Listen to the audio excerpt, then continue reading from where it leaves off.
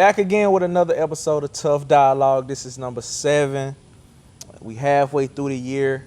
Excited to see what's in store for the rest of the year. I'm in the lab cooking up as always, but I'm focusing in on this next album for sure. But a topic that's kind of been popping up on my feed a lot lately, and just in topic of discussion, is like egos, checking your egos and like celebrating your friends. And it's been like this big debate online. I've been seeing like these B. Simone clips going around from a podcast, and basically her and her friend was having a conversation, and her friend told her how she had just got this big opportunity or whatever, and B. Simone like reacted to it. It was just kind of like, and like, oh, that's great, but it wasn't like genuinely happy. And they was kind of just diving into it. It's like, is it jealousy? Is it like envy? You know, because she felt some type of way about it. But one thing B. Simone said, she was like, it wasn't that she was jealous about it. It's just she like all her people to work as a team. And so a lot of people been going against what B. Simone was saying. But to a degree, I get what she was saying. Like, she wasn't all the way wrong. Like, because me personally, like basically she's saying she got her group of friends, she want them all to be together, working together. Like, who wouldn't want to work with their friends, right? But now I think the problem is when your friends get to a level when they about to grow and then you kind of like hinder their growth. That's kind of when it gets shaky. But I get what she was saying. Is basically like she want to stay with her friends, and she feels some type of way like when her friends go off and be like millionaires, but they not millionaires under her. And I think that's when it get kind of shaky, because it's like she referenced like Tyler Perry got Tyler Perry Studios, and then like everybody kind of works under Tyler Perry Studios, and he like makes different millionaires. And she basically saying her friends don't have to go and everybody make a Tyler Perry Studios. They can just work under Tyler Perry Studios. Now, once again, I'll say I don't feel like she all the way wrong. She just said it wrong. And I like, cause to me, I mean, I got friends that do music, and of course I love when we work together. And you know, God forbid something happens and we can't work together any longer. But I enjoy my time with them, but I do want to see them succeed. So if something comes up and it's independent of me, I'm not hating like, oh man, like I'm happy. I'm genuinely happy for them. Now, would I be hurt that we can't work together no more? Obviously, and I think that's what B. Simone was trying to say. Like, obviously, you'll be hurt when you coming up with people and then you just all of a sudden you just can't work with them no more. And so, so from that point, I'll say it's like you have to understand. Like, she was saying it in the tone of like she's controlling. It's more controlling than caring. Like, she want to be the one to put them on. She want to be the one to facilitate it, and that's where it gets murky, because it's like it's not your position to, like, the blessings don't come from you. So like for you to be trying to orchestrate this and say everything come through me, that's where you're wrong. And I feel like that's when it's more controlling over like congratulating and caring about your friend. But I definitely understand what she was saying, because who wouldn't like to work with their friends all the time? But the way life works, things happen, opportunities come up, and they may not always be with you. You know, I done had friends move away. Was I happy that they moved away? No, but if it's in pursuit of an opportunity, then like, how can you be mad? And that's what was not communicated properly. Like, it ain't no envy in it. It's just more so hurt. Like, I guess she displayed the hurt in the wrong way. But yeah, that's kind of how I feel about that. You gotta congratulate your friends, man. You can't hold nobody back. That's the one thing you don't want to do, is hold somebody back from reaching their full potential, because that ain't really being a real good friend. You got to be willing to clap for them even if you not getting nothing out of it. I think that's the moral of it. Like, do you really care for somebody if you only clapping for them if you got something attached to it? Like, you can't say you love somebody or care about somebody if the only time y'all celebrating is if when y'all both got a hand in the pot. You know what I'm saying? What's your attitude when they winning and you down, when you losing or something? You know what I'm saying? That's that. And so yeah, congratulate your friends. But and speaking of congratulating, I'm probably late on this subject, but the B.E.T Awards, Glorilla winning the only gospel award or whatever, and a lot of people had debates on that. Instead of being congratulatory, but my whole take on it is the dialogue is like people trying to make it seem like she didn't deserve the award, and I'm under the mindset of like, number one, what's the criteria? Like, who determines the criteria? I get it, you know, she make what she make outside of that one gospel song. I get it, but I mean, it's a human-made award. So like, I don't too much get caught in awards no more, cause it's like when you find out who voting for these awards, you can question everybody's credibility. Like, who are you to tell me I got the best song? Woo woo woo. Who fits the criteria? Woo woo woo. And so I feel like that kind of just, I don't know if I'm getting old or what, but like, just the awards just don't, like, I've never had a passion to win a B.E.T award or a Grammy or nothing like that. I'm more, matter of fact, that's just, I'm more into sports than I am, or than I was like music and gadgets and video games, stuff like that, than I was music. So Grammy wasn't never on my bucket list anyway. So now it really, you know, it's a cool accolade, but I think to get caught up in man-made award, especially like the gospel award, it's like, why are you making gospel music? Why are you making the Christian music? Is it to win the award? I think that need to be the forefront of the dialogue. It's like, she won, congratulations. You didn't win, but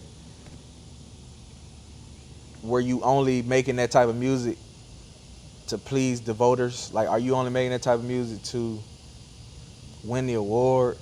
Because at the end of the day, I ain't even trying to preach, but that ain't the end reward. You know what I'm saying? It's a greater reward at the end of the day if you doing it for the right reason. And that's just kind of what my mindset was. I feel like it was an unnecessary debate or dialogue on how she won. Hey, she met the criteria. It was the best in that category. That should just be a sign for, like, make better gospel. I don't know. Make better gospel. That actually should be a wake-up call. If she won, that means the people that make the normal gospel music, they need to step it up. Apparently, if you're trying to win a man-made award, whoever voted, they felt like the normal gospel went up the par. So all I can say is make better gospel. One thing though to mention, and this is all the time. It's every award show, whatever. Now, when Glorilla did win that award, now, she said she got to thank God, you know, for winning the gospel awards, all that, blah, blah, blah. Now, my whole thing is, when people get up there and they win these awards and they be like, I got to thank God, it's almost be like a program answer. Because I be thinking, like, listen to the music. Like outside of that, and I ain't even trying to. This ain't even really at Glorilla. This really at all the people that say it. But like the first thing that come out their mouth be, "I gotta thank God." But if you go listen to like the lyrics, I just be confused. I'm like, I don't think God really rewarding you. Wait, I take it back. Which God? You know what I'm saying? Because the one the one I serve, I don't know if he would reward the ignorance and the foolishness in the lyrics. So I just be wondering, like, when people say thank God for this, it's like, what God? Because I don't think this music that's being promoted or winning these awards is bearing good fruit. So I just can't see it being, you know, it's just to each his own, whatever God they serve. But I do think that's an interesting point, and it's become a programmed. It's a programmed answer. Like nobody get up there and be like, I want to thank my Lord and Savior. The world. Don't nobody get up there and be like, I gotta thank my Lord and Savior Jesus Christ. They just be like, I gotta thank God. So, you know, maybe it's a different God that rock with the foolishness on his playlist. But yeah, I be thinking that's always an interesting point when artists get up there and say, I gotta thank God, and then the lyrics be like they just killed somebody. But to each his own. Shout out Glorilla for winning the gospel award. And to piggyback off the point of not over fantasizing about winning these awards, these man-made awards, I think a big thing that everyone should stop doing is like rushing to get the reward or the award, like the end goal. Because when you rushing to get to the end and you get it, you get a slight satisfaction, and you overlook, like if you overlook the journey of it, that's where all the fun happens. Even though when you in it, you may think it's hard and you depressed and you battling mixed emotions and you fighting for your life, and you like, man, I just can't wait till I win this award or I get this amount of money, I do all this. It's like you're glorifying the end goal way too much, and that's like 5% of the joy of the whole thing, I feel like. Because every milestone I think about in my life, from the smallest things, like we just use graduating for instance. You know, you work you go through 12 grades to graduate high school. The actual ceremony lasts an hour. You take pictures, you get money, all that. But think about how short that walking on that stage, getting that diploma is compared to the however many years it took y'all to graduate. That y'all like had memories of that. Like think about the journey till you get to that point on the stage versus the actual point on the stage. It's like 5% of the overall joy. I don't even think, like most of the time, most of my achievements that I think back on, I don't think about when I actually achieved it. Like the moment that I achieved it, I think about what it took to achieve it. Like it just, I'm trying to think of a more recent one. I mean, even now, even currently, with a goal of you know, doing music full time, having that sustain, you know, myself and the people around me. Of course, I want to get to that point. Of course, that's what I think about a lot of the time. But right now, the spot that I'm in right now is like the most fun. Now I ain't gonna lie. it probably will be fun having some bread and running around doing all that. That's great. But I think about now, like the taking these trips with my guys, and we just locking in. We late night in the studio. We crafting. It's almost like our backs against the wall. It's like a certain level of hunger that we got because we trying to reach our goal. It's different. Going on these trips. I'm sleeping on couches. We sleeping on air mattresses. We doing all these different things that are inconvenient, but we doing it to pursue a certain goal. And I know once we reach that goal, we're gonna have a small, like they said, at 5% where we like, oh man, we made it, we celebrating. But the next day it's gonna be like, what's next? And the only thing you're gonna think about is sleeping on the floor, sleeping on the couches, doing all this, staying up late nights, missing sleep, taking risks. Like, that's the stuff that you're gonna remember most of the time, and that's where the most joy comes from. It might not feel like it right now in the moment, because man, would I want to, the places I would like to be. But you have to enjoy the journey, because once you make it to a certain level, you can't go back. You can't go back. You can't make the memories again. Now, granted, as you get a new floor, you get a new goal, and you'll find other joy in whatever you're pursuing. But if you always chasing after the end goal, you're not gonna be happy or satisfied when you hang the cleats up, or when the jersey go in the rafters. For some of y'all, everybody ain't good enough for their jersey to go in the rafters, but enjoy the freaking process, man. Like, every night when I'm driving myself crazy because I'm staying up late, like I say, tonight I'm going to sleep early, I'm gonna get some rest. And then, like, as soon as I get ready to leave, I start something else, and then I'm 2 hours later than what I was supposed to leave. And then I'm waking up the next day like, oh my God, how am I gonna get through the day? I'm so tired.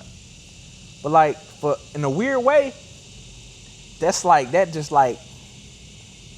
ain't fun. It ain't pleasant, but it's like fun. Like, I'm gonna remember that, because when I'm having, and I have the amenities and the perks and all that. They gonna be great now. They gonna be great. I ain't gonna lie. I like the perks, not the medication, but I do love the amenities. And also, like I said, sleeping on the couches and the air mattresses and the other people's apartment and all that, chasing the dream. Now, it would be great to have, we in a, out the country in a good resort, whatever the case may be. That would be great too, But it's just something about that, the level of hunger, where you are right now, when you're chasing the goal, you got a level of hunger. And that is what you're going to remember when everything is said and done. So that's just kind of all I had on my mind, or all I have been having on my mind lately. As far as, chasing this career goals. So keep that in mind out there when y'all too caught up on the end goal and not living in the present. Because if you don't appreciate now, I promise you, when you get to the end, it's not gonna be like, it's gonna be great. It's gonna be great. It's gonna be great, but it's not gonna be for long. Like, I think my homeboy it was a clip. He was like, they won the Super Bowl, and like, you celebrate for one day. After that day, we locked back in. So I'm sure the most fun part was the grind through the season. And so that's kind of how I look at everything. Being that I like sports, I relate everything back to sports. the grind throughout the season when you building that chemistry with the game, that's the most fun part. When you get the trophy, that's great. But 5 minutes later, I'm trying to go back to back. You know what I'm saying? So keep that in mind. Keep that in mind. So yeah. This concludes episode 7. Tough Dialogue. Appreciate the journey. And yeah.